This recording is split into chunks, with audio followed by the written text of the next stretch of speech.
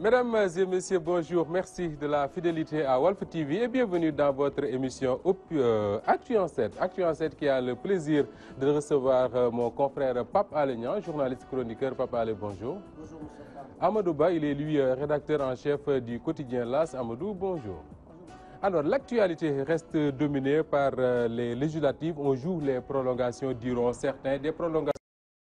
De sortie du président Abdoulaye Wade menaçant de boycotter la présidentielle de 2019 à défaut d'empêcher Macky Sall et son pouvoir d'organiser les élections. Au même moment à Touba, Serigne Assane Mbacké est envoyé en prison pour incitation à la violence. Il s'agit de l'affaire du saccage des bureaux de vote à Touba. Mais l'actualité, elle est politique, mais elle n'est pas qu'avec les hommes politiques, puisque deux dames sont envoyées en prison également cette semaine. Ami Collé Dieng, l'artiste célèbre par sa voix, a été envoyé en prison après un enregistrement à travers les réseaux sociaux. Elle également, elle n'est pas connue des Sénégalais, mais une sortie de piste l'a rendue célèbre. Penda Ba, je veux nommer Penda Ba, qui a également été envoyé en prison cette semaine. Penda Ba et Ami Collé Dieng qui ont dû croiser sur le chemin de la prison une autre femme. Elle s'appelle Ouleye Mané. Ouleye Mané, elle, qui a été libérée ce vendredi. Elle a bénéficié d'une liberté provisoire. Elle avait été également envoyée en prison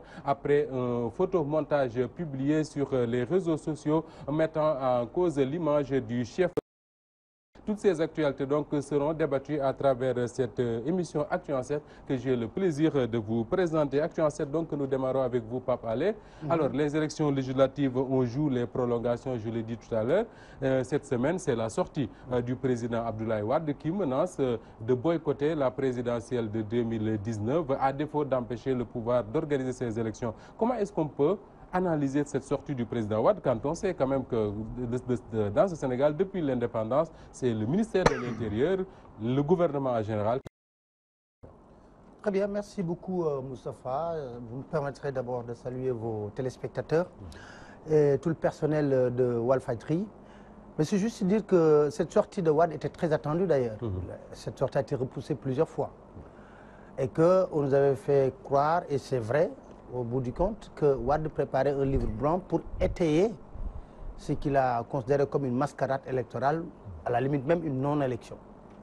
Un constat est là, c'est que tout le monde, tous les Sénégalais de bonne foi, ce point de vue, qu'on a assisté à des élections les plus mal organisées peut-être de l'histoire de notre pays. Et je demande bien aux camarades de l'APR qui ont l'habitude de dire qu'on a connu les ordonnances en 96. Je dis que le Sénégal quand même a fait des bons qualitatifs. C'est parce qu'on a connu les ordonnances de 96 qu'on a eu l'ONEL par la suite, puis la Sénat. Et on a pu avoir deux alternances entre-temps. Et que je crois qu'on doit faire des bons qualitatifs. Mais on remarque que c'est par l'entêtement que le pouvoir actuel a organisé ces élections. Sur la refonte totale du fichier, c'est une décision unilatérale du pouvoir. Sur les cartes biométriques, c'est une décision unilatérale du pouvoir. Et le constat est là. Il nous avait promis d'organiser de bonnes élections. Malheureusement, tous les Sénégalais ont constaté. Et là, Moustapha, permettez-moi également de rendre hommage au peuple sénégalais. Parce que pour s'inscrire, c'était difficile. C'était difficile, pour voter c'était difficile. N'empêche, on a un taux de participation à des élections historiques. Manifestement, les Sénégalais ont voulu être des citoyens modèles. Ils ont voulu rehausser l'image du pays. Mais, quand même, il faut reconnaître que ceux qui sont chargés d'organiser ces élections ont échoué lamentablement. Maintenant, ce que dit Wade, moi je l'analyse doublement. D'ailleurs, il y a des personnes au niveau de l'opposition qui disent qu'eux, ils ne s'inscrivent même pas dans cette logique des élections. Les gens soupçonnent aussi un deal pour dire, quand même, comme Wade se focalise pour faire de telle sorte que c'est son fils qui doit être le candidat du PDS et qu'il y a des supputations que Karim Wade ne sera pas là en 2019, le PDS n'aura pas de candidat. Et c'est une stratégie qu'il va utiliser pour dire que nous avons boycotté parce que, en réalité, Macky ne s'est pas organisé des élections.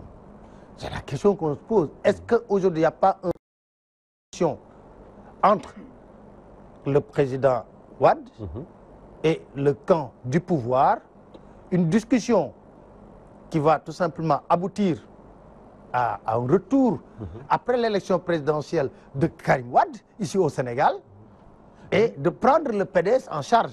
Du genre, laisser Macky Sall faire son deuxième mandat et ensuite on verra. On verra.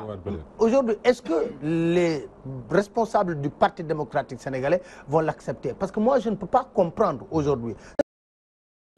Parce qu'il faut quand même qu'on analyse les résultats. En 2012, Wade, après sa défaite, a dit à ses alliés de la CAP 21, moi je vais partir seul pour savoir j'aurai combien de députés. Combien pèse le PDS. Ils ont eu 12 députés. Pour cette fois-ci, ils ont eu 19 députés. Donc il y a un bond qualitatif par rapport à la situation politique du Parti démocratique sénégalais. C'est vrai, tiré par Abdoulaye Wade, mais il faut lui concéder cela parce que c'est le secrétaire général du Parti démocratique sénégalais jusqu'à... Et d'autant plus que il y a un marabout qui est parti le voir tout récemment, pour ne pas le nommer, Thierno Madani Tall.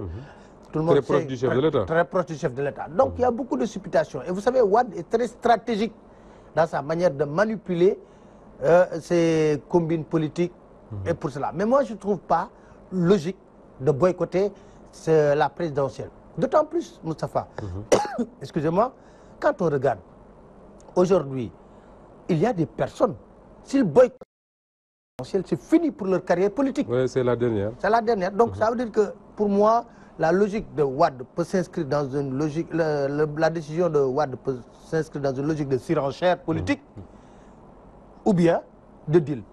Alors, surenchère politique, justement, parlons-en, Amadouba. Beaucoup disent qu'au-delà du fait qu'on peut lire derrière cette affaire-là un deal entre Abdoulaye Wade et le pouvoir de Macky Sall, beaucoup disent que peut-être que Wade demande le plus pour obtenir le moins, c'est-à-dire qu'il demande aujourd'hui une structure indépendante pour organiser les élections.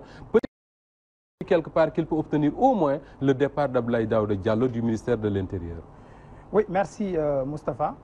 Je pense que dans cette affaire, il faut plutôt voir la tendance à surenchérir pour effectivement faire libérer son fils. Parce qu'en réalité, Abdoulaye Wade n'a jamais, dans l'histoire politique, boycotté d'élection.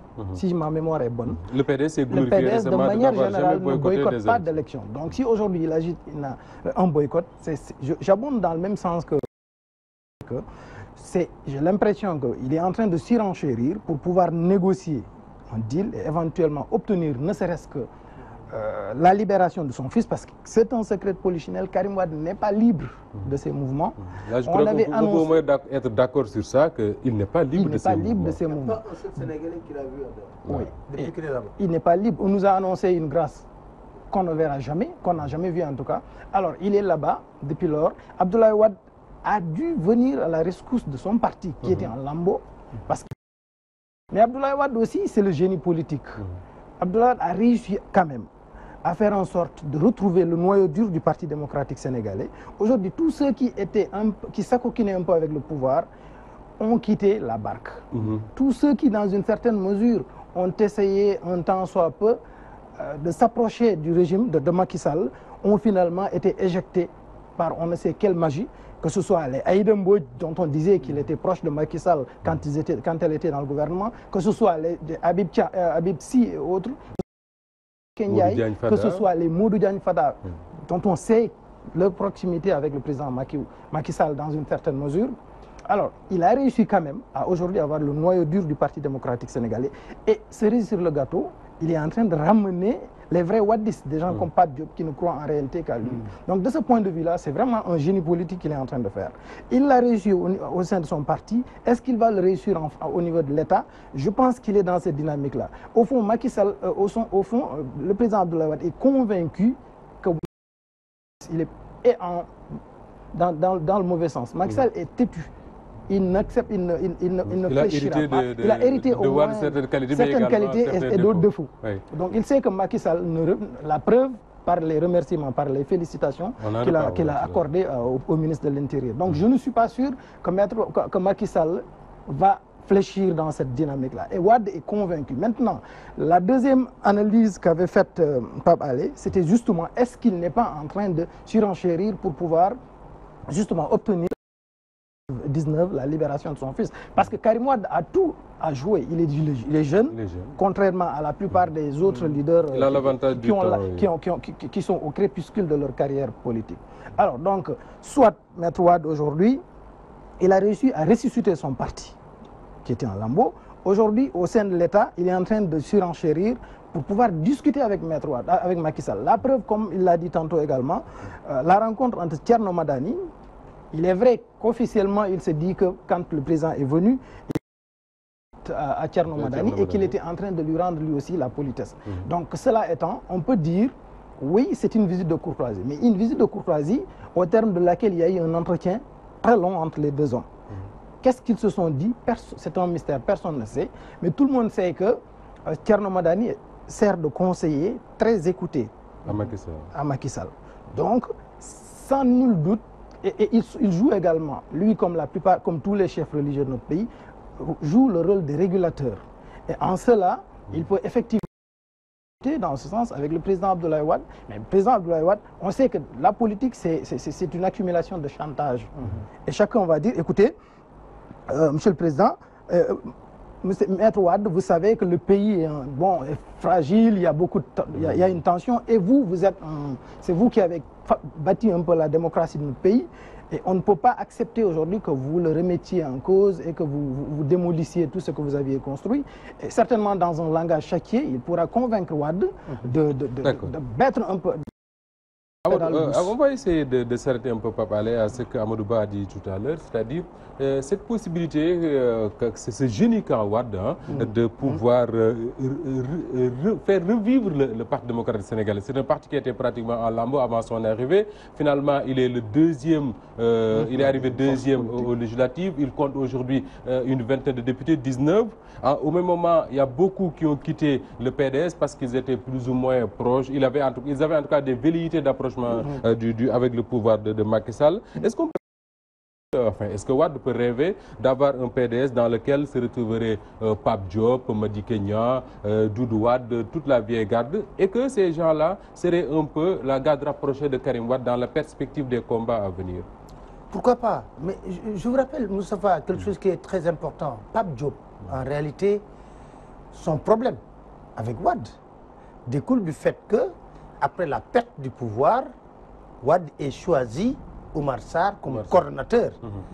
Parce que Pape Diop a toujours revendiqué Wade, le départ de Macky Sall, le départ d'Idriss Seck, d'être le patron. D'autant plus que sa position institutionnelle lui permettait ça. Président du Sénat. Président du Sénat, il s'ajoute également. Il s'est toujours battu à Dakar, dans le temps de braise du PDS, pour faire du PDS quelque chose qui est très important. Et il finançait aussi également le PDS pendant que le Parti démocratique sénégalais était dans l'opposition. Tout cela pour vous dire que je crois que Wade a réussi à démontrer une chose qui est très importante. Beaucoup de libéraux pensaient que leur départ va affecter le Parti démocratique sénégalais. Ils se croyaient...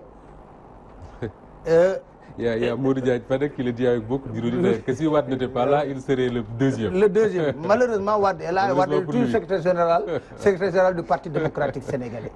Et d'ailleurs, c'est mieux même pour Wade, dès à présent, de savoir sur qui compter. Parce que quand même, quand on va dans des combats, avec un pouvoir tel que le pouvoir de Macky Sall, qui ne lésine sur rien, qui aime la confrontation, mieux vaut avoir des gens sûrs sur qui compter pour faire face à la situation. Et on a entendu le son de Clédor sur Pape Samba Mboup. Personne ne l'a démenti. Personne ne l'a démenti jusqu'à présent. Au contraire, lorsqu'on a demandé à faire l'expertise vocale, Pape Samba Mboup a refusé de faire ça. Donc autrement dit, ça a été de membres du Parti démocratique sénégalais qui ont été financés. On parlera de ces listes pour fragiliser le Parti démocratique sénégalais. Et à son retour, Pape Diop est revenu, Madické Niang est encore là, Maître Amadou Sall qui est constant, Babacar Gaye, quoi qu'on puisse dire, Oumar Sarr qui est resté toujours constant avec lui. Donc pour vous dire que mieux vaut pour Wade savoir sur qui compter réellement. Mais je pense qu'avec la distance à Versailles, étant à Versailles, les informations, parce que il ne faut jamais oublier que Wade a été au cœur de l'État. Il y a des personnes qui certainement rendent compte de manière, si nous journalistes, un responsable libéral va au palais la nuit, on le sait. À plus forte raison que quelqu'un, un ancien chef de l'État. Il a toutes les informations. Ça lui a permis quand même d'avoir un noyau dur sur qui compter et débattre campagne. Est-ce qu'en plus de ce noyau dur-là, l'option de Wade n'est pas de le PDS, c'est-à-dire avoir cette vieille garde-là qui est toujours là, fidèle, sur qui il peut compter, mais également avoir un PDS où l'essentiel des cadres, des jeunes, sont issus pratiquement de ce qu'on avait appelé la génération du concret? Mais ce n'est pas totalement faux. Moustapha, il faut revoir le meeting de Manko qui s'est tenu au niveau du boulevard Centenaire. Par curiosité, journaliste, je suis parti voir. J'ai vu une forte mobilisation de jeunes qui s'appellent des jeunes karimistes. Ça m'a surpris. Ils battaient même, en termes de mobilisation, les partisans de Khalifa Sall. Donc ça m'a tellement surpris, un engouement de jeunes autour de Karim qui n'est même pas encore là. C'est pourquoi je pense qu'il y a un bouleversement qui s'opère, une mutation qui s'opère au niveau du Parti démocratique sénégalais. Aujourd'hui, on voit des jeunes, beaucoup qui sont impliqués, parce que vous ne pouvez pas me faire croire que les jeunes qui ont accompagné Wade de l'aéroport jusqu'à la permanence de Car, scandant des jeunes, ce ne sont pas des vieillards. Du tout. C'est des jeunes qui ont couru de l'aéroport. C'est des gens qui sont peut-être nés en 2000. Oui, et qui sont venus pour rendre hommage à Abdoulaye Wade. Et c'est cette ceux qui ont saccagé les bureaux de vote à Touba, ce n'est pas des vieillards, c'est des jeunes. Et si on avait voté sur les 124 bureaux de vote, Wade allait avoir plus de 19 députés. Parce que ce que les gens oublient, si vous regardez les écarts de voix à Touba, Wade se retrouve souvent dans des centres avec au total 4000 voix. Le Benno Bokk Yakaar, quotient électoral. Et là, ça va répercuter sur la liste proportionnelle. Absolument. Il va certainement dépasser les 19 députés qu'il a eu. Donc, et à qui profite le crime? Qui a dit que c'est Wade qui nous a battus à tout, c'est pas autre chose. Alors, on va rester sur cette actualité-là en parlant maintenant d'une autre sortie, celle du chef de l'État qui a parlé à son parti et qui félicite un peu son ministre de l'Intérieur dans un contexte où, Pape allait le rappeler tout à l'heure, on a eu des organisations qui étaient pratiquement une élection dont l'organisation était pratiquement une catastrophe. Malgré tout, il félicite son ministre de l'Intérieur. Comment est-ce qu'on peut expliquer cette sortie de Macky Sall? Il est aveugle finalement? Mais non, c'est une réponse à l'opposition qui exige le départ d'Abdoulaye Daouda Diallo. Une manière de leur dire, il est là et il restera. Pour vous, Abdoulaye Daouda Diallo va rester? Moi, je suis convaincu que même s'il quittait, que ce n'est pas parce qu'il y a eu une pression, c'est parce que le ministère de l'Intérieur, souvent, après 3 ans, il faut changer parce que c'est un ministère très stratégique qui, au fond, quand on y reste pendant des années, on devient une force. C'est vrai qu'on n'a pas eu de ministre de l'Intérieur qui font 10 ans. Inamovible, non, parce qu'en fait, le ministère de l'Intérieur, c'est l'un des ministères les plus stratégiques. Et il y a le renseignement, et qui a les renseignements a le pouvoir. Donc je pense que souvent, quand on n'a pas quelqu'un de confiance, on ne laisse pas un ministre de l'Intérieur. C'était le cas de Djiboka, on l'avait fait quitter le ministre de l'Intérieur parce qu'à l'époque on disait qu'il avait trop d'informations, c'était une menace pour le pouvoir de Diouf. Voilà, donc je pense que actuellement, je ne pense pas que Macky Sall puisse disposer dans son camp quelqu'un qui lui soit plus arrimé, plus loyal qu'Abdoulaye Daouda Diallo. Et je pense qu'en cela, il ne va pas, il va pas se séparer de lui simplement pour faire plaisir à une opposition. Donc je pense que c'était un message qu'il adressait à l'opposition, une manière de leur dire, écoutez, vous pouvez... Mais Abdoulaye Daouda Diallo va rester là parce que ce qu'il a dit, il a étayé ses propos avec des arguments techniques en disant qu'en 4 mois, il y a eu 80% de cartes qui ont été retirées. Quoi que l'on puisse dire, ce n'était pas mauvais. Il est vrai qu'il y a des couacs et que les observateurs qui étaient là, de l'Union africaine, de la CEDEAO, ont effectivement... fait des communiqués pour dire qu'ils sont satisfaits de l'organisation, quand bien même il y a eu des couacs. Donc en cela, il pense que le ministre de l'Intérieur est à féliciter. Il en a profité pour féliciter pratiquement tout le monde, mais à l'arrivée, moi, ce que j'en déduis, c'est que simplement le président répond ainsi à Abdoulaye Wade qui exige le départ d'Abdoulaye Daouda Diallo pour lui dire que, écoutez, vous pouvez vous battre sur d'autres fronts, mais pour ce front-là, il ne sert à rien de vous battre. Je ne vais pas reculer. Et si Macky Sall dit qu'il ne va pas reculer, tout le monde sait qu'il ne va pas reculer. Et donc, je pense qu'on va vers des contentieux électoraux. Justement, est-ce que ce n'est pas ouvrir une période de contentieux électoral qui risque de nous mener jusqu'en 2019? Parce que là, Abdoulaye Daouda Diallo va rester, c'est votre conviction. Mais ce qui est sûr, c'est que l'opposition pour qu'il parte. Ceci veut dire qu'on va oublier peut-être pendant un moment les urgences des Sénégalais pour se concentrer sur Abdoulaye Daouda Diallo et le ministère de l'Intérieur. Vous savez, d'ici à 2019, Macky Sall va se battre sur deux fronts. Sur le front social, les réalisations et autres, il va essayer de les multiplier. Mais sur le plan politique, il va également manœuvrer. Vous savez, Macky Sall, il a hérité cela de Wade. C'est un grand manœuvrier. Il sait tirer les ficelles. À chaque fois qu'il y a eu un embryon d'organisation de l'opposition, il l'a noyauté, il l'a dispersé. Donc aujourd'hui, certainement, que d'ici à 2019, qu'il ouvre des négociations en catimini. Parce que souvent, ce qu'il fait, il ne le fait pas au grand jour.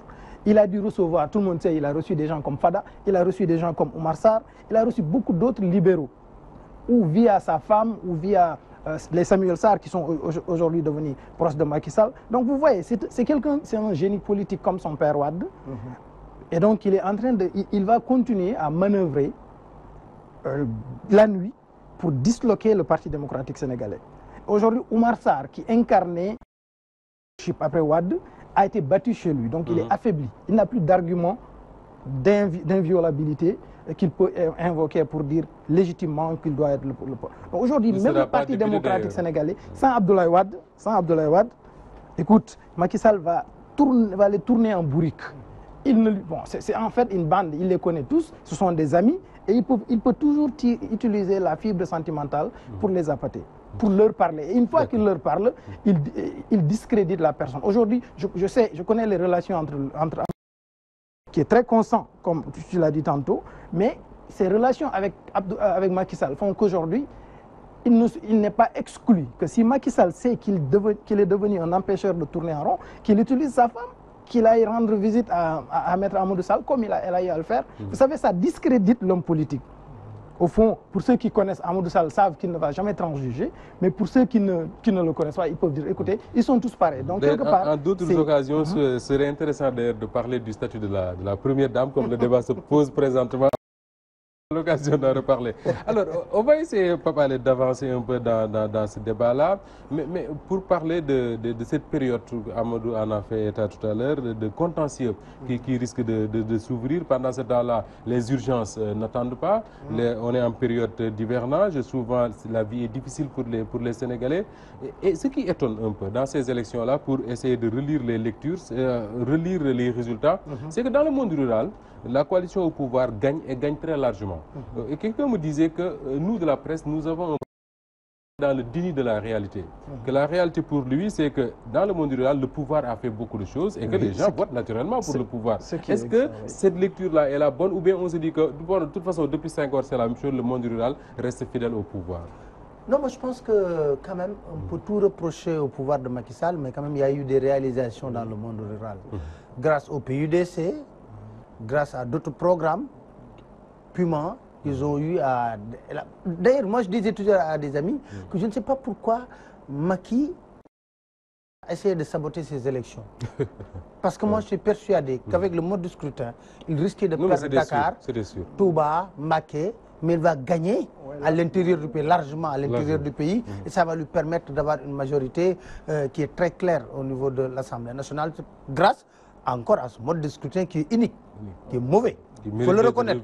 Non, d'ailleurs, lui-même, le président Macky Sall m'a dit sur mon plateau de télévision une fois que ce mode de scrutin est à changer. Mais non. Malheureusement, il ne le change pas. Mais non, le meilleur homme politique, c'est celui. Le meilleur homme politique est dans l'opposition. Il connaît tous les tares du système, mais il suffit d'être dans le système pour s'en accommoder et jouir de ça. Parce que ce système-là leur va très bien. Très bien, vraiment. Donc, mais je pense que il y a des débats qu'on a soulevés. Il y a des scandales que nous avons posés au niveau de la presse. Mais vous parlez à un paysan de Madahoun de pétrole. C'est pas son problème. Je suis désolé. Quand quelqu'un vous amène de l'eau qu'il n'a jamais eu, et quand même, en termes de forage, il a un bon bilan comparé aux autres.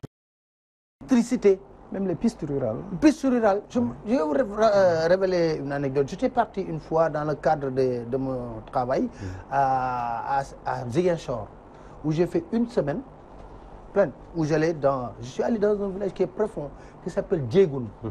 Et le village là, c'est là-bas où on comptait le plus de jeunes qui étaient dans la rébellion. Pourquoi? Parce qu'il y avait la salinisation des champs et l'eau. Alors, les jeunes préféraient aller dans la rébellion pour vivre. Ils ont réalisé des pôles de développement de la Casamance, des digues. Ils ont récupéré maintenant les champs, les trucs. Mais quand je suis allé là-bas, j'ai vu des pistes en latérite et tout ça. Eux-mêmes, ils se félicitaient. Pour la première fois, on sent l'État parmi nous. Oui. Donc, pour vous dire que souvent, on est dans le microcosme de Dakar, dans les salons feutrés de Dakar, on parle de scandales financiers, de scandales. Or, ce que l'on remarque également, Moustapha, quand on parle de rapport de force, depuis que ça est là, l'opposition est incapable d'établir un rapport de force sur un problème précis et l'emporte. Tout ce que l'opposition sénégalaise a pu avoir pour notre démocratie, c'est à travers toujours des rapports de force que Wade a imposé à Diouf, qu'on a imposé Wade en 2012. Wade, on l'a imposé l'histoire du ministre de l'Intérieur à travers le 23 juin. Pendant un mois, les gens ont occupé la place de l'Obélisque. Il faut s'en féliciter d'ailleurs. Parce qu'aujourd'hui, aujourd'hui, Macky ne l'aurait jamais accepté. C'est clair. C'est clair et net, Macky n'aurait jamais accepté que l'opposition puisse occuper la place de l'Obélisque, même pour 48 heures. Alors que Wade a laissé l'opposition faire. Même la place de l'indépendance, il a laissé des... Pour vous dire que Wade, c'est un grand démocrate, il faut le féliciter par rapport à ça. C'est vrai qu'il a eu des ambitions de dévolution monarchique, le peuple a eu à faire face par rapport à cela. Mais au moment où, citez-moi un seul leader qui a fait le tour du Sénégal. On n'en voit pas. De l'opposition. Macky Sall a fait au moins le tour du Sénégal 8 à 10 fois. Mais même quand il était Premier ministre... Premier ministre, non, je veux dire, Macky Sall, Premier ministre... Il a une formation maoïste, quelque part. Et puis ingénieur. Il a compris en réalité, il a compris qu'en réalité, pour gagner au Sénégal, ce n'est pas à Dakar, ce n'est pas l'élite qui ne constitue que 10% de l'électorat qui va élire un président.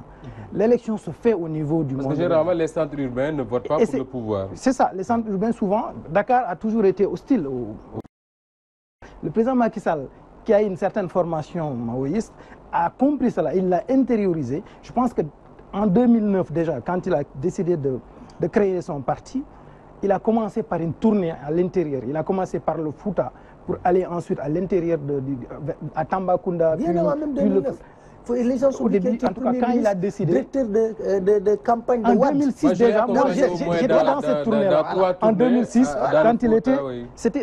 C'était la tournée de renouvellement des bases qui a été rejetée par Abdoulaye Wade. Voilà. Donc moi j'étais avec 2006. C'était en 2006. En 2007, il y a l'élection présidentielle, il a été directeur de campagne. Je parle bien de Macky Sall, oui, bien sûr. à l'APR, quand il est devenu opposant. C'est-à-dire qu'il a compris, et je pense qu'il avait avec lui des gens comme Harouna Dia, qui sont également de la même formation politique, qui l'ont inspiré. Et là, ils ont décidé de battre campagne en douce. Il y a une image de Macky Sall qui circule là où il sortait d'une case. Vous voyez, ça, c'est dans le Sénégal des profondeurs. Et ces gens-là, ils nous l'oublieront. Allez dans mon village, il y a quelque part où on vous dira toujours qu'Abdoulaye Wade fit le Togon. Et ça, moi, je n'étais pas encore né. Et il en est de même, vous allez chez nous, ils vont dire non, Macky Sall a prié ici, telle date. Donc ça, et jusqu'au moment où je vous parle, il ne logeait pas à l'hôtel. Il ne logeait pas dans les maisons avec les gens. Et c'est comme ça qu'il ça marque. Ça marque. Et c'est d'ailleurs pourquoi moi, je suis étonné quand je vois les gens parler de bilan au niveau de Dakar. C'est-à-dire que Macky Sall, là où on l'attendait le moins, c'est là où il a réussi. Et là où on l'attendait le plus, c'est là qu'il est en train d'échouer. Macky Sall, on ne l'attendait pas sur le chantier des réalisations d'infrastructures. Parce que dans la clameur, dans la compréhension des Sénégalais, il n'était pas possible de dépasser Abdoulaye Wade parce qu'il avait de grandes visions, qu'il avait à la limite des rêves fous. Alors, donc on l'attendait moins sur ce terrain-là. On s'attendait à ce qu'il remette le pays sur les rampes de la démocratie. que le Sénégal devienne une démocratie, que la marche devienne une banalité, que la bonne gouvernance soit terrible. Malheureusement, justement, qu'il est en train d'échouer. S'il y a une zone de ce Sénégal-là qui échappe encore au pouvoir et qui, quelque part, reste logique dans son vote, c'est le Baol, particulièrement Touba et Mbacké. Alors, le pouvoir a tout fait. Ils ont essayé plusieurs formules pour essayer de gagner à Touba. Ça ne marche pas. Ils ont perdu cette fois-ci. Ils ont introduit un recours. Et l'affaire a atterri entre les mains de la justice avec des arrestations suite au saccage du bureau de vote. Assane Mbacké a été envoyé en prison en même temps qu'un autre responsable de l'affaire. Et beaucoup disent qu'on ne devrait pas s'arrêter à ces personnes-là, mais il faudrait qu'il y ait également des sanctions administratives. Parce que s'il y a eu saccage, c'est parce qu'à Touba, il n'y a eu pratiquement pas de vote le dimanche, en tout cas le matin. Mais absolument. Parce que souvent, je le disais à Bernard Casimir Cissé, le directeur de la communication et de la formation, le jour de la soirée électorale, je lui dis Bernard, c'est vrai, personne ne peut cautionner la violence. Personne ne peut faire l'apologie de la violence. Ce qui s'est passé, c'est inacceptable de casser des bureaux de vote. Mais regardons les causes. Qu'est-ce qui s'est passé? 124 bureaux de vote, c'est le plus grand. On amène 46 bulletins et on retient le bulletin de Wade. Alors que le bulletin qu'on a retenu, c'est le bulletin normalement qui doit gagner dans ce centre de vote. Si on suit la logique dans toutes les élections. Ça pose problème. Les jeunes ont bloqué le vote jusqu'à midi. Effet de foule. Mais personne ne peut me faire croire, moi, qu'amener des bulletins jusqu'à Fouta est plus simple qu'amener des bulletins de vote à Touba. On se pose des questions. On se pose des questions. Et quand les jeunes disaient qu'on attend le bulletin, la réponse du préfet, les bulletins sont au niveau de la préfecture, on les amène.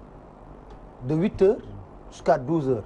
D'autant que 3 jours avant les élections, la coalition Wattu Sénégal à Touba avait averti pour dire qu'ils ont vu les bulletins de Benno Bokk Yakaar qui étaient bien rangés et tout, mais les bulletins de Wade, les gens ne s'en occupaient pas. Ils les avaient avertis. Donc, pour vous dire que si on regarde froidement, quelle est la responsabilité du préfet? On me dit que oui, il y avait les abris provisoires, mais moi, un marabout m'a dit que c'est les électeurs qui sont venus le matin remettre les abris provisoires. Ce n'est même pas la préfecture, parce qu'ils voulaient voter. La nuit du vote, Serigne Assane Mbacké a proposé lui-même de remettre tout ça, d'acheter des bâches sur le... Et tout ça, ça veut dire que j'étais sûr qu'il allait gagner. Qu'est-ce qui s'est passé? Ils ont saboté le vote à Touba et on connaît les conséquences. On a arrêté ce président lui-même reconnaît que c'est un sabotage. Maintenant, est-ce qu'il verra qui a saboté? C'est ça le problème. Peut-être ça. Mais est-ce qu'on va qui aurait pu être sanctionné? C'est ça le problème. Parce qu'on ne peut pas reprocher à Serigne Assane Mbacké et aux autres d'avoir saboté le vote. Ils n'ont pas ce pouvoir-là. Ils étaient sûrs de gagner. Pour moi, celui qui a saboté le vote, c'est celui qui a retenu le bulletin de Wade, qui a refusé de l'amener au centre. Parce que si on avait amené le bulletin de Wade au même moment qu'avec tous les bulletins, il ne doit pas y avoir de problème. Oui. Non, le problème, il ne doit pas y avoir de problème. La tension était perceptible à Touba. Je pense qu'un État responsable. Et d'ailleurs, les gens oublient. Mais lors du référendum, problème similaire. Qu'est-ce qu'ils ont fait? Dans ce même centre de vote, ils ont fait de telle sorte que tu ne vas plus reconnaître ton bureau. Par exemple, tu votais dans un bureau 5, ils t'amènent dans un autre. Au référendum de mars déjà 2016. Donc on avait vu le problème venir. On prend ses responsabilités. Si on est démocrate, pour dire qu'on va jouer franc jeu, gentleman, et qui gagne, gagne Touba. Alors, ce qu'on sait également, c'est que Touba, comme Dakar, pour le pouvoir, c'était plus qu'un vote, c'était un symbole. Il fallait gagner à tout prix. Ils ont dit que Dakar, pas question de perdre. Je crois que et Thiès également. Thiès, ils ont perdu la commune. À Dakar, il y a beaucoup qui ont aujourd'hui l'intime conviction que Manko Taxawu Sénégal a gagné à Dakar. Enfin, on va lire par rapport aux résultats que nous avons. C'est que Manko Taxawu Sénégal a perdu à Dakar. C'est-à-dire que même s'ils ont gagné, ils n'ont pas gagné à la loyale. C'est ça. Parce que déjà, le challenger le plus sérieux est en prison. Donc en cela, je pense que officiellement, effectivement, Benno Bokk Yakaar a gagné. Mais bon, c'est une victoire sans gloire. D'abord, moi, la complicité de la presse également. Non, je ne pense pas. La presse ne fait pas. Pourquoi? Je vais vous dire après. Pourquoi? Parce qu'en réalité, dans cette affaire-là, je ne parlerai même pas des ordonnances, des ordres de mission, qui sont légaux de toutes les façons, mais je parle même en amont, ce qui a été fait. On a parlé de transfert d'électeurs, on a parlé d'abord d'excès d'ordre de mission, on a également les challengers, la tête de liste nationale, en prison. Donc, la preuve, la coalition Manko Taxawu Sénégal n'a pas battu campagne. Pratiquement pas. Gakou est resté chez lui à Guédiawaye. Manko Taxawu, c'est Bamba à Dakar. Donc, au niveau national, tout ce qu'ils ont eu, ils l'ont eu par un coup de chance. Celui qui devait peut-être le faire, c'était Mansour Sy Djamil, qui n'a peut-être pas une base affective locale qui aurait pu lui servir comment dirais-je, de point de départ, malheureusement. Donc aujourd'hui, moi, mais quand on regarde les résultats, Amadou, la coalition de Khalifa Sall, elle peut se dire quoi? Que c'est pratique, c'est satisfaisant parce que avec un peu, ils auraient pu gagner Dakar. S'ils avaient gagné à Dakar, ils seraient aujourd'hui à pratiquement une vingtaine de députés comme Abdoulaye Wade. Khalifa Sall pèse plus lourd que ce qu'il a obtenu. Okay. C'est qu'il a manqué de tact, il a manqué de maîtrise sur son personnel politique. Et ça, c'est fatal pour un responsable politique. Parce qu'au début, dans les négociations, déjà, il n'avait pas la latitude. Ou alors, les gens, ces plénipotentiaires étaient trop confiants, trop sûrs de lui, qu'ils ont voulu imposer des rapports de force. Alors, quand en élection, tant qu'on n'a pas encore les résultats, on n'est jamais sûr de gagner. Absolument. Alors, je pense qu'ils ont perdu ce principe-là. C'est parce que, justement, Khalifa Sall, s'il avait été politiquement, c'est un fin politicien, c'est il ne connaît que la politique dans sa vie. Donc, s'il a été très tacticien, il aurait pu accepter que Wade soit à la tête de liste nationale. Aujourd'hui, si Manko Taxawu Sénégal original... Bamba Fall l'a reconnu d'ailleurs. Si Wade l'a été et Khalifa Sall tête de liste nationale à Dakar, je pense qu'il n'y aurait pas photo. Mais ils ont créé les conditions de perdre eux-mêmes sans qu'ils le sachent. Parce qu'au fond, il a une garde rapprochée qui n'est pas légitime politiquement.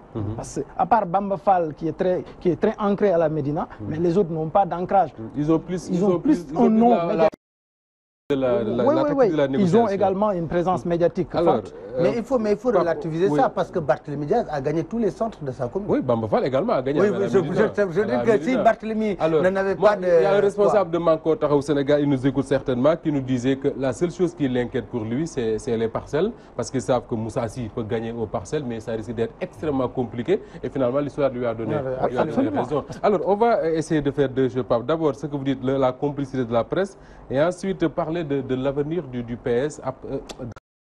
La réaction du PS quand même. Quand on a vu Serigne Mbaye Thiam qui en a parlé, qui dit qu'ils ont pratiquement joué, ils ont perdu, et que beaucoup disent qu'ils seront exclus du PS, Khalifa Sall et ses amis. Non, quand je dis avec la complicité de la presse, parce qu'au moment où on n'avait même pas fini les décomptes, j'ai vu une interview de Amadou Ba sur une télévision.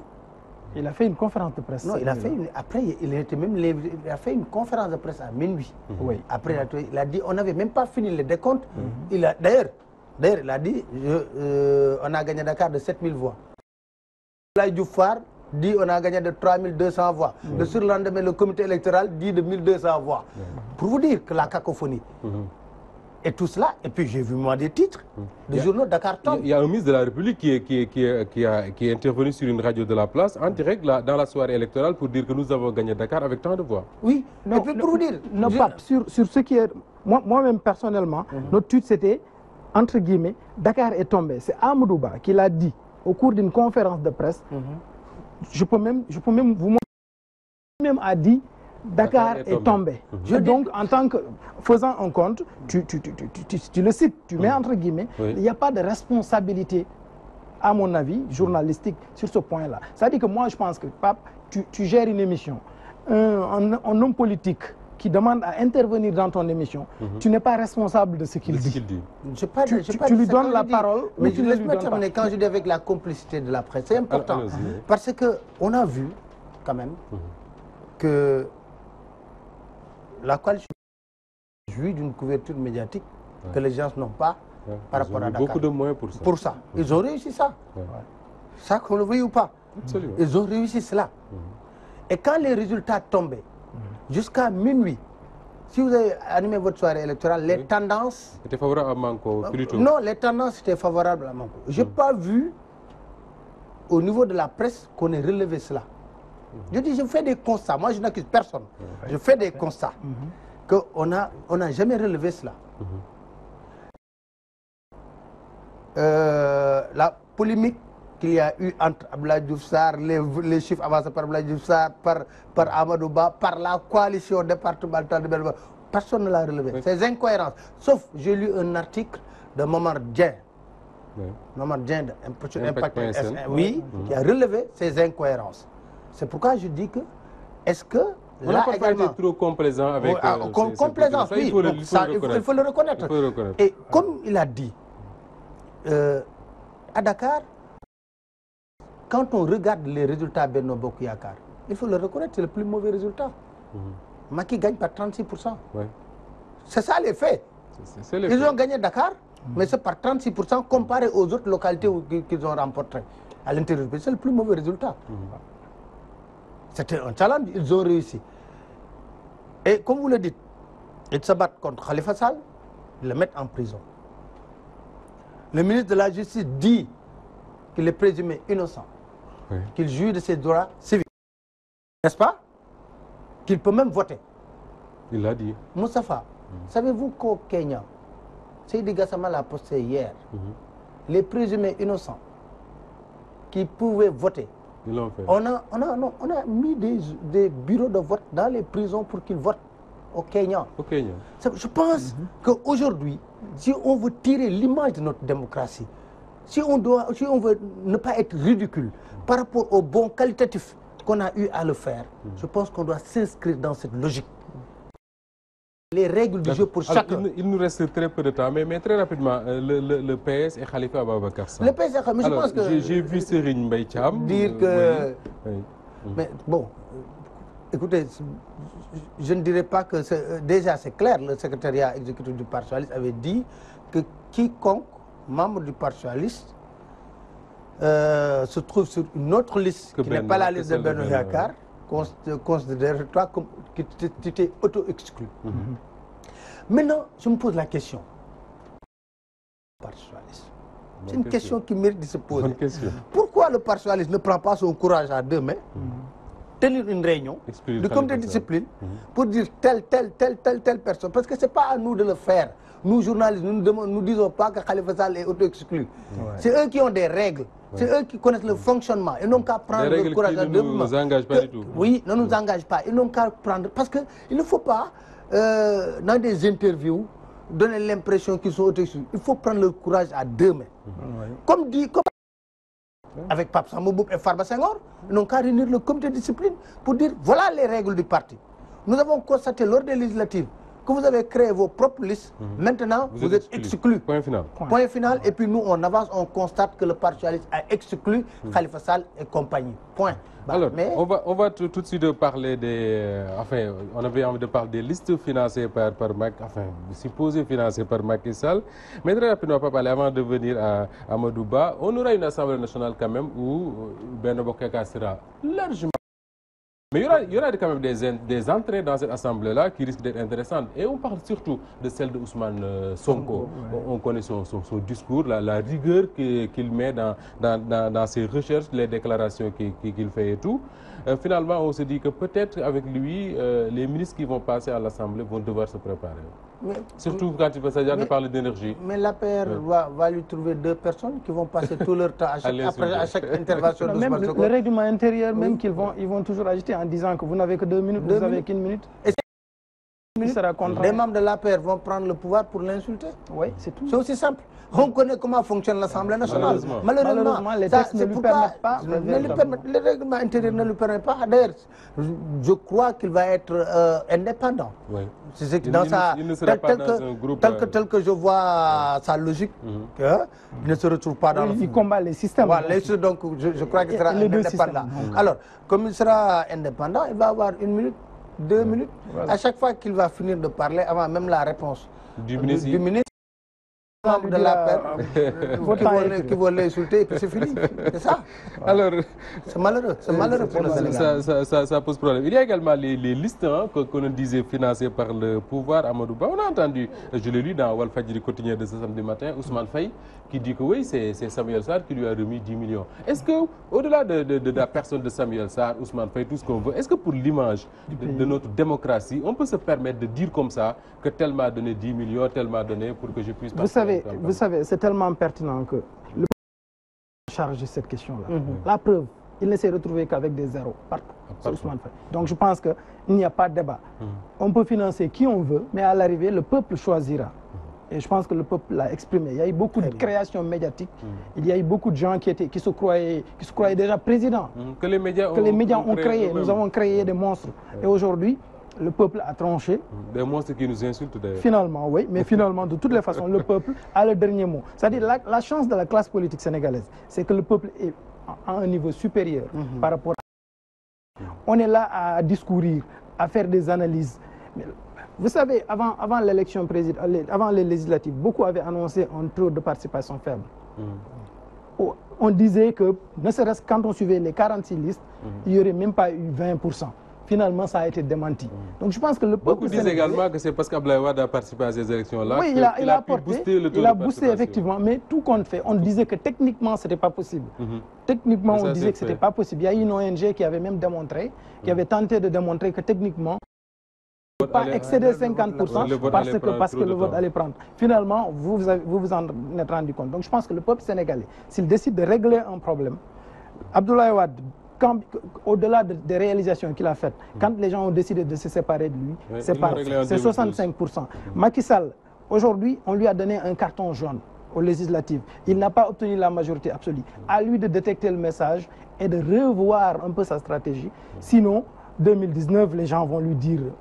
Oust, je pense qu'il ne faut même pas. Les gens vont le faire sans même prendre des pierres. C'est-à-dire qu'avec Wade, le degré d'inimosité, parce qu'il voulait un troisième mandat qui n'était pas le bienvenu. Donc les démocrates se sont érigés, se sont levés. Macky Sall, ce n'est pas le cas. 2019, il est dans la légalité. Il peut se permettre d'être candidat. Les gens vont régler son cas avec des cartes, sans violence. Quelles que soient les manœuvres qu'il pourra faire. Si les gens décident de le renvoyer, ils le feront. Maintenant, à lui de détecter les messages et de travailler en conséquence. Sinon, ce sera terminé. Maintenant, pour abonder dans... Il y a un cas que vous avez souligné. Moi, j'ai entendu Barthélémy voter, et personne ne l'a vu voter, en tout cas dans la presse. Il a dit que Khalifa Sall a voté. Ça, par exemple, moi, je ne me l'explique pas. Je n'ai pas vu également... Certains disent que Barthélémy Dias avait un ordre de mission. Donc, puisqu'il était mandataire, il peut se permettre de voter ailleurs que... Mais Barthélémy ne passe pas inaperçu. Oui, ça c'est vrai. Là où il passe, quelqu'un va t'appeler et te dire que Barth a voté ici. Qu'est-ce qui s'est passé? Le cas de Khalifa Sall également, il faudrait qu'on... C'est lui-même qui l'a dit. Alors, on va essayer... Pour Khalifa Sall charrier, pour voter, il faut sortir de la administration pénitentiaire, qui aujourd'hui participe même à l'isoler davantage, ne va pas lui permettre de sortir pour aller voter. Bien sûr, je ne crois pas. Alors, il nous reste plus beaucoup de temps. Ce qu'on va essayer de faire, c'est de parler de l'affaire Ami Collé Dieng, Pendaba. Ouleymane est sorti de prison hier vendredi. Mais au-delà du fait que... l'avocat d'ailleurs, Maître Bamba Cissé l'a dit, que la discussion entre Ami Collé, l'enregistrement audio, c'était dans un cadre, disons, privé, un groupe WhatsApp limité, mais c'est sorti dans les médias. Et beaucoup disent que c'est la négligé, mais c'est une menace sur la liberté d'expression au Sénégal. Est-ce que vous partagez ce point de vue, Papa Alé? Même les juristes sont divisés sur la question de caractère privé ou non d'un groupe WhatsApp. J'ai entendu plusieurs versions de juristes qui débattent sur ça. Mais quand même, Moustapha, on retient que ça a été dans un cadre strictement privé. C'est celui qui a pris l'enregistrement pour le poster qui a porté vraiment préjudice à Ami Collé. Je crois. Je crois qu'Ami Collé, c'était comme si nous, entre trois, on discutait, on se dit des choses. Avant de démarrer l'émission, on a parlé de tout et de rien. Je pense que... Si Mourou trouve le plaisir de mettre tout ce qu'on a dit ici dans la télé... Donc c'est dans un cadre strictement privé. Et je pense que ça montre encore pourquoi on doit être prudent avec les réseaux sociaux.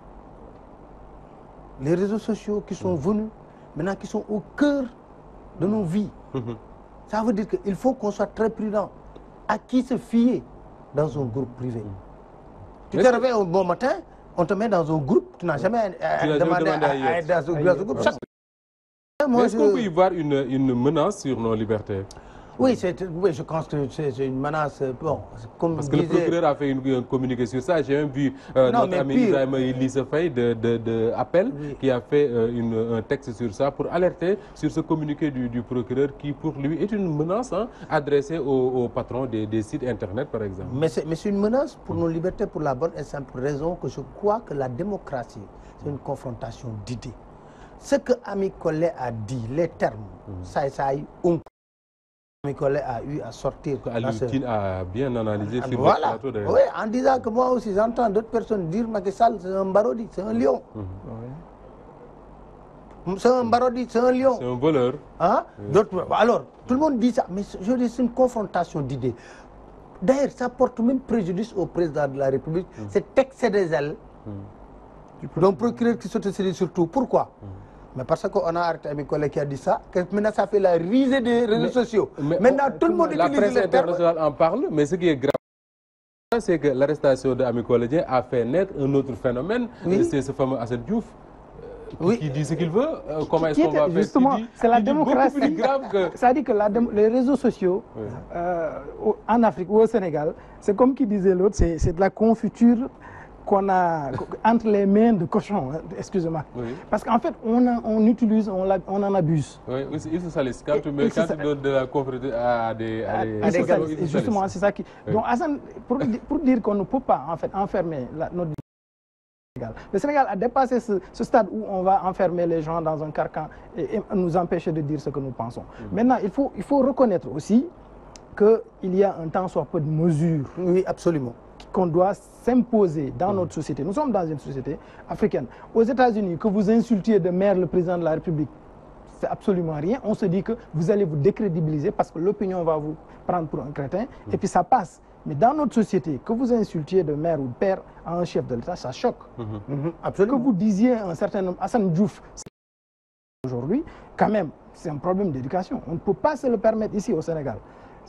C'est une liberté, il a le loisir de dire ce qu'il pense, mais je pense qu'on peut critiquer le président de la République, ce que nous sommes en train de faire aujourd'hui, sur sa manière de faire, sur son mode de management, sur ses décisions, les décisions qu'il est en train de prendre ou qu'il a déjà prises. Ça, c'est notre droit le plus absolu. Et là, on ne peut pas nous en empêcher. Mais je pense que l'insulte quand même, ou l'appel, l'incitation à une haine raciale et autres, ou à une haine ethnique, ça quand même, ça doit être combattu et avec la vigueur, avec la fermeté requise par la loi.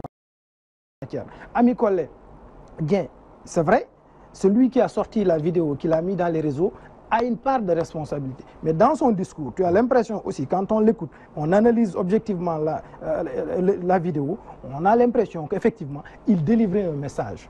Il disait, vous pouvez envoyer ça, donc ça veut dire qu'elle s'attendait à ça. Donc il y a une part de responsabilité. Certainement, il ne s'attendait pas à ce qu'il y ait autant de problèmes autour de la question. Je pense que c'est pourquoi il faut analyser ça avec une certaine finesse, pour que l'on comprenne qu'est-ce qu'il y a à dire en public et qu'est-ce qu'il y a à dire en privé. Ce qu'on pense, est-ce qu'on doit exprimer tout ce que l'on pense sur l'autorité et avec les termes? Je pense que là aussi, c'est un autre débat qui doit être appelé à approfondir. Justement, vous allez en France, le délit d'offense au chef de l'État a été supprimé depuis que ce monsieur-là a traité Sarkozy de pauvre con. Il a été condamné, mais ensuite, les gens ont saisi la Cour européenne des droits de l'homme qui a... Je pense que le fond du problème, Moustapha, sur cette question, tant qu'on s'adresse à qui en parlant de Macky Sall au Sénégal? Le chef de l'APR le chef de l'APR ou le président de la République.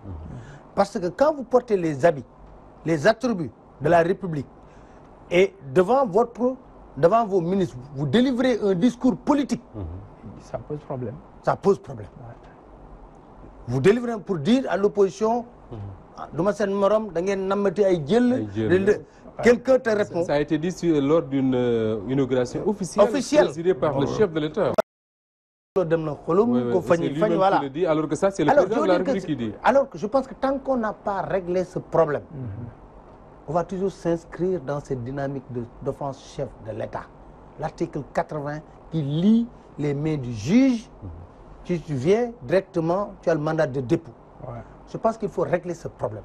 Parce qu'au Sénégal, on ne peut pas, quand on veut insulter toute l'opposition, porter les attributs du président de la République, quand quelqu'un vous répond, vous dites que c'est le président de la République qui a parlé et non le chef du parti. Ça, il faut le régler. C'est tellement vrai qu'on entend très souvent dans nos médias, encore nous, des gens qui insultent Abdoulaye Wade, qui insultent d'autres leaders de l'opposition. Même s'ils portent plainte, on ne fait rien. On a l'impression qu'ils ont un droit d'insulter. Mais Moustapha, qu'est-ce que Wade n'a pas subi entre 2011 et 2012?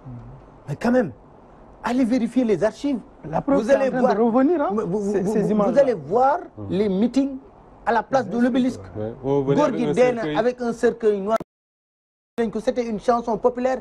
Les leaders aujourd'hui qui sont au pouvoir, reprenez cette chanson.